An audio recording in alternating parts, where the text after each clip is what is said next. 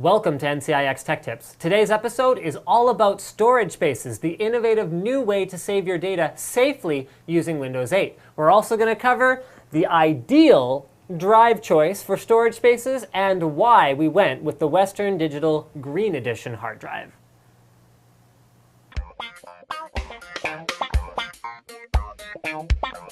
Now the first thing is why green drives. First of all, never used them like this. This one's not powered on, but we're just going to go ahead and slide that back into place. We got 5 2 terabyte green drives in here for a couple of reasons.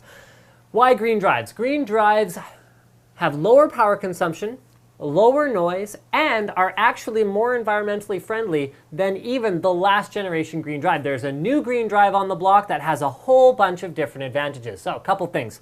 1 terabyte platters mean that the 1 terabyte drive has a single platter. The 2 terabyte drive has 2 platters. This is great because it increases reliability and gives the benefit of extra performance due to the fact that there is much tighter data density on it. Now, that's difficult to achieve unless you're upgrading the technology in other parts of the drive as well. So it's using a dual head actuator, which is an enterprise level technology that allows much more precision in the read and write head, which is what enables that additional density. Now, they're also reducing the actual materials used not only inside the drives themselves, but also in transportation. So the rare earth magnets that are used to manufacture these drives have been reduced by 60%.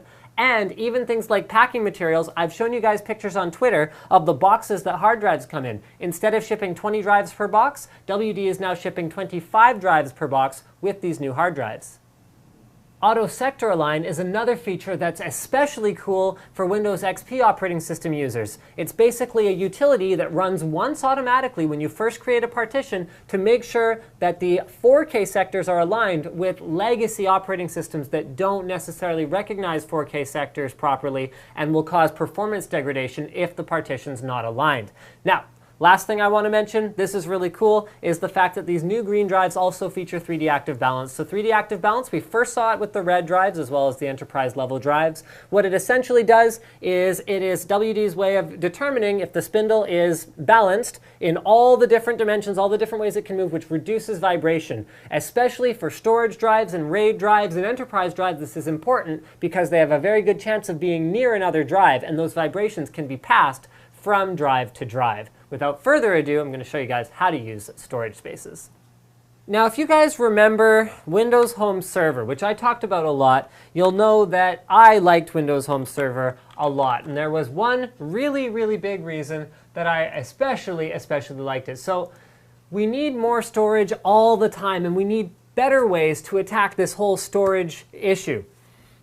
Buying a bunch of matching drives all at the same time in an expensive controller card is not really a solution for regular consumers. What the old storage pool allowed you to do is take a random mishmash of drives, add them all to your computer, and then use a software redundancy that kept the data intact even if you had to pull one drive out to recover something, and also had the advantage of not requiring any kind of matching hardware of any sort. So you just set and forget it, and you could expand it as you needed it.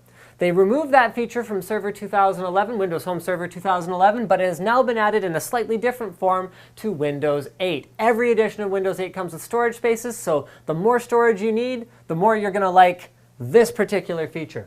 All you got to do is create a new pool in storage space, tell it yes, you select which drives you want to add. They don't have to match. In this case, we've got 5 Western Digital 2 terabyte drives, but I'm going to show you guys later. I could add different drives if I wanted. Create the pool, preparing the drives. This will be done in a second. We'll be right back. Now what this did is it created, these are all 2 terabyte drives, a 10 terabyte storage pool. Now I can do a couple of cool things here. Number one is I can name it, I can assign a drive letter. So even though I have 5 drives, I don't have to have 5 different drive letters and keep track of where everything is, because that can get confusing. I can select a type of resiliency. So there's 3 types of resiliency. One is two-way mirror, which is basically every bit of data you write to drive, the top drive will get written to the second drive as well. And then the same goes for drives 3 and 4, and drive 5 will have it somewhere, and they'll all distribute it. So every piece of data is on at least 2 drives at a time.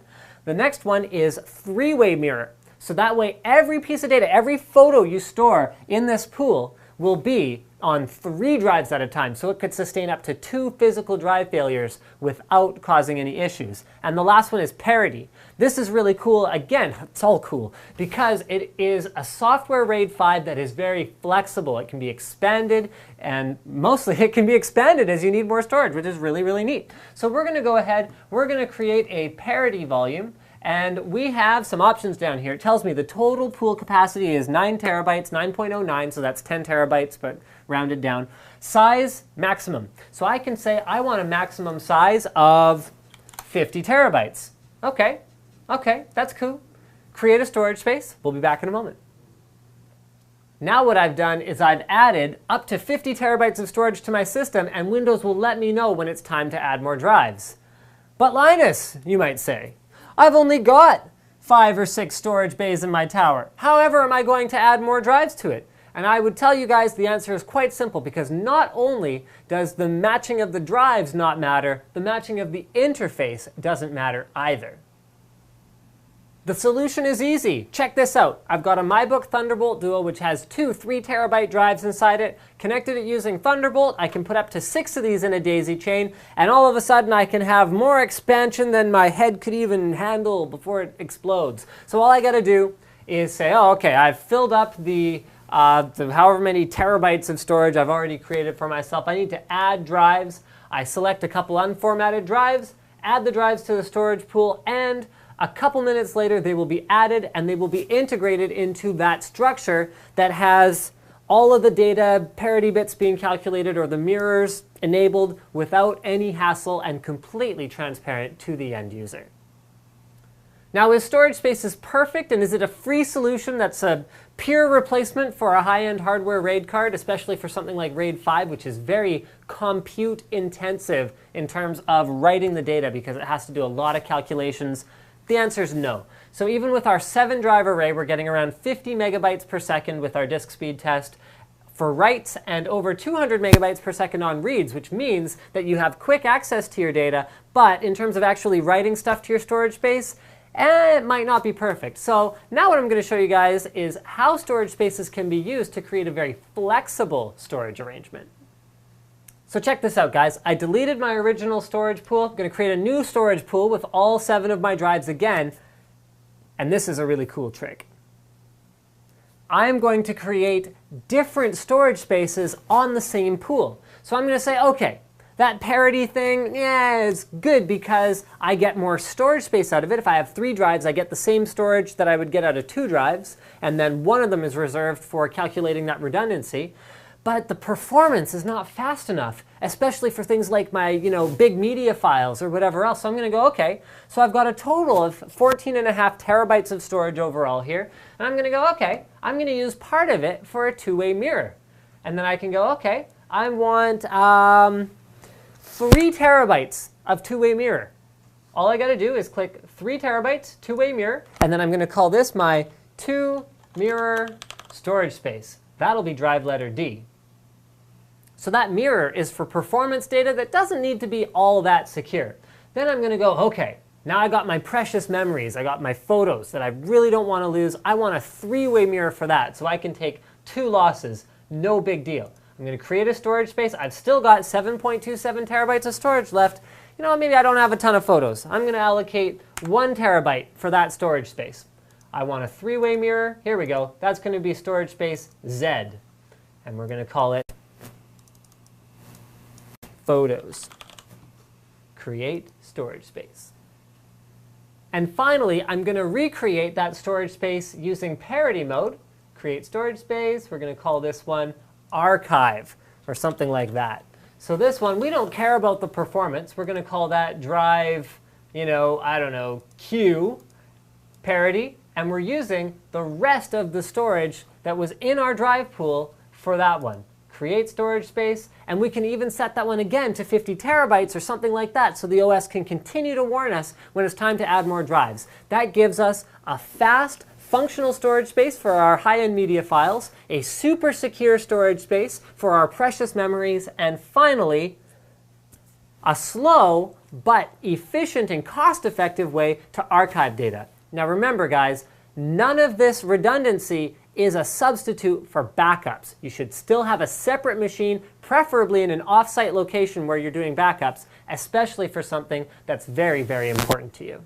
Now we've created 3 different drives with 3 different performance and redundancy characteristics. Let's have a look at how they perform.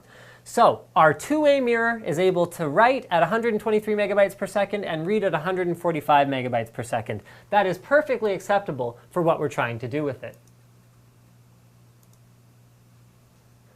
Our 3-way mirror performs pretty much the same, but remember guys, the 3-way mirror costs more because for every gig of data you're going to write to that storage space, you're going to need to have 3 gigs of storage on 3 separate drives in order to actually store it with that kind of safety. But we see, again, about the same performance. And in spite of what we've done to make the storage space more complicated, our parity performance is not affected in any way, which is very cool. So once you set this up for someone, all you have to do is walk away and tell them anytime the prompt comes up, just add more storage to your system, and you don't have to think about it anymore. I hope you guys have enjoyed this episode about storage spaces featuring the WD Green. Don't forget to subscribe for more videos like this from your favorite e-tailer, NCIX.com.